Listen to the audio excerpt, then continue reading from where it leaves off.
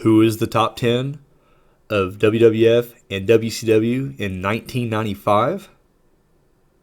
At number 10, Lex Luger. So he actually began his year out in the WWF, and he had, somewhat of a successful tag team with the British Bulldog as the Allied Powers. They even picked up a WrestleMania win. However, the team and really the rest of his run there didn't really go anywhere. But it was the second half of the year that really, made an impact when he jumped over to WCW. He would team up with Hogan, Sting, and Savage to win War Games at Fall Brawl. However, the tension between himself and Savage was kind of building, and it actually saw him betray both Hogan and Savage at Halloween Havoc. He would eventually line himself with Jimmy Hart and the Dungeon of Doom, turning on Hogan and Savage in the process. He would continue trading wins with Savage for the rest of the year, also picking up big wins over Ming and Masachono.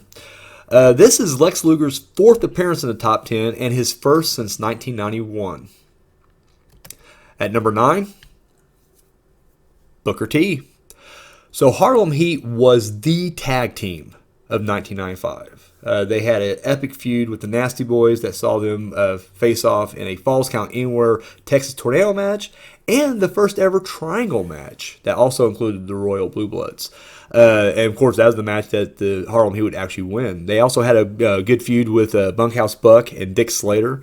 And over the course of all these feuds, they would actually pick up the tag titles on two separate occasions. They would both main event at World War III, being in the World War III Battle Royal for the world title. However, there's only spot for one of them on this top 10, and so I kind of went with the Shawn Michaels of the two. So I selected Booker T. At number 8, Johnny B. Bad. Johnny B. Bad had a really good 95, and I know you guys may not want to admit it, but he did. First, he defeated Double A Arn Anderson in a boxer versus wrestler match at Uncensored. And then he would enter a feud with TV champion Diamond Dallas Page. See, DDP kind of screwed him out of the U.S. title when he kind of caused him to miss the show. And so these guys fought at Fall Brawl, and Johnny B. Bad defeated him to become the new television champion. But that wasn't it. So these guys would continue to fight. However, the next time it'd be over the managerial services of Paige's manager/girlfriend, the Diamond Doll. She was kind of growing tired of the way that Paige had been treating her, so you know what? She put herself up as the prize. And once again, Johnny B. Bad defeated him and got himself a new manager in the process. And then he would end the year at Starrcade by picking up a win for Team WCW in the World Cup tournament by defeating Masa Saito. So yeah, this is really his, if this is, if 94 was his breakout year, then this is him continuing that run. So this is actually his second consecutive appearance in the top 10. And this is his second consecutive appearance at number 8. So congratulations. At number 7, the Heartbreak Kid, Shawn Michaels. So this is kind of a big roller coaster ride of a year for the Heartbreak Kid. He had a lot of injuries this year. However, through it all, he just kept fighting back and coming back bigger and better each time. First, off, he won the Royal Rumble from the number 1 spot. And even though he would fail to win the world title at WrestleMania, he would go on to win the Intercontinental title from Jeff Jarrett at In Your House 2. At SummerSlam, he would defend that title in an epic ladder match against his good friend Razor Ramon that really kind of topped their first classic encounter from WrestleMania 10, except this time Michaels would come out on top. And then at In Your House 3, him and his other good friend Diesel would capture the tag titles, making him a double champion on that night. So yeah, this really was kind of a breakout year for OHBK. At number 6, Bret Hitman Hart. So he lost his world title in 94, and so when he started this year off, he went after Diesel at the Royal Rumble. However, due to outside interference from his brother Owen and Bob Backlund, he didn't get the title. At WrestleMania, he gets some revenge on Bob Backlund, defeating him in an I Quit match. However, before he can go back to pursuing his world title, he had another enemy from his past come back in the form of Jerry the King Lawler. These guys spent months feuding, and Lawler just kept sending people after him.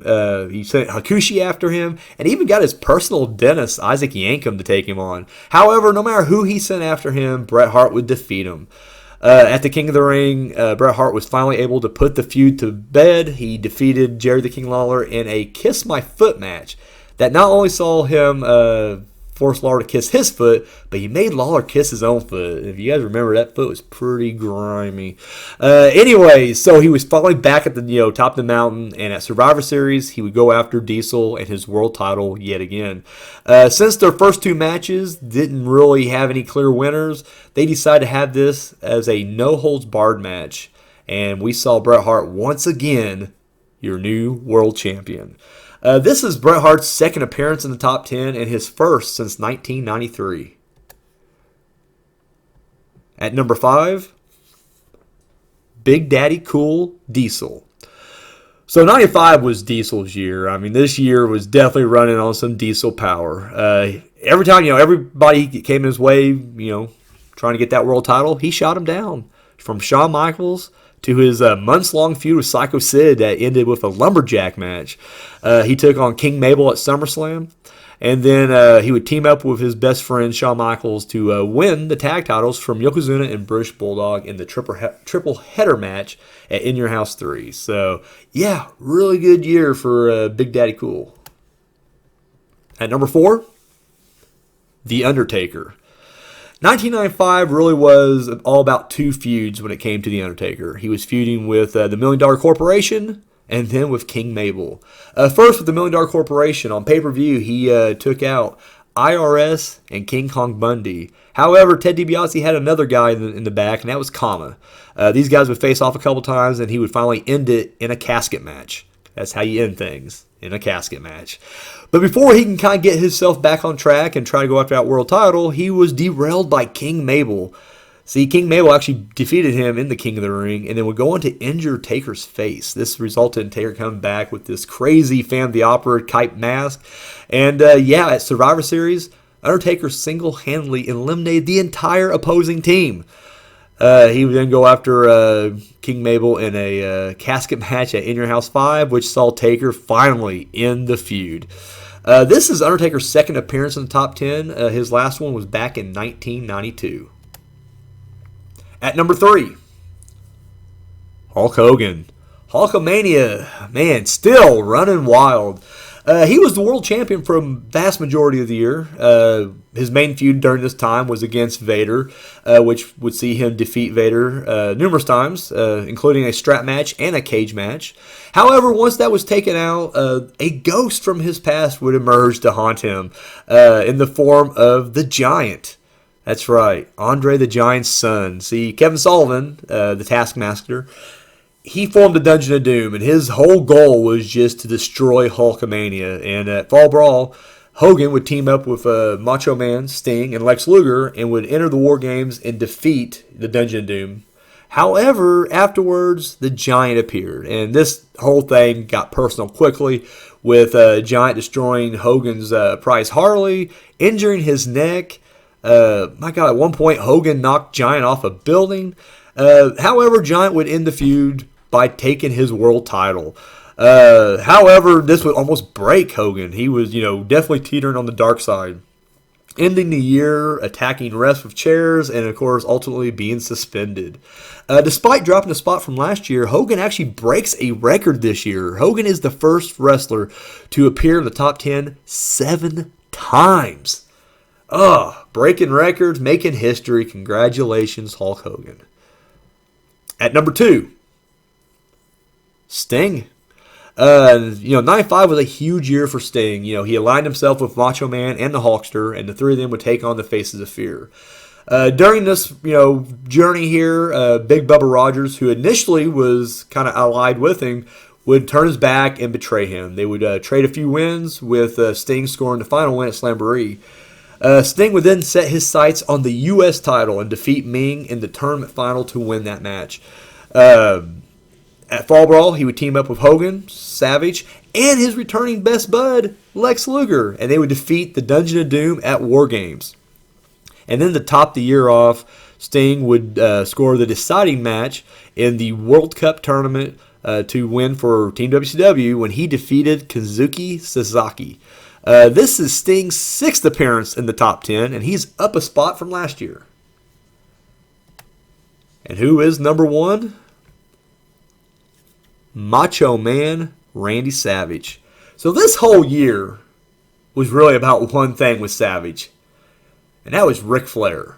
All right, these guys picked up their feud from 1992 and just took it to a whole new personal level.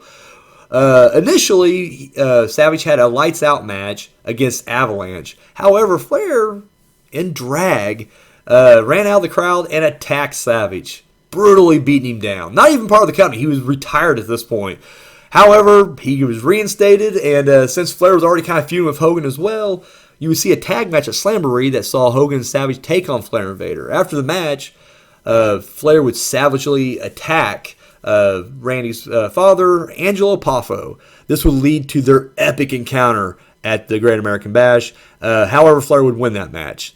Savage, however, would get a measure of revenge by defeating Flair in a lifeguard match at Bash the Beach the next month. We'd see Savage team up with Hogan, Sting, and Luger to defeat the Dungeon of Doom at Fall Brawl. At Fall Brawl in the War Games. And then, of course, his biggest crowning moment of the year would be when he would win the 60-man, 3-ring Battle Royal to win the vacant world title at World War III. This is Savage's 4th appearance in the top 10, but this is his first one since 1988. However, he becomes the 3rd person. Only 3 people have done this, by the way, along with Hogan and Sting, to be ranked number 1 on 2 separate occasions. So, congratulations, Macho Man Randy Savage.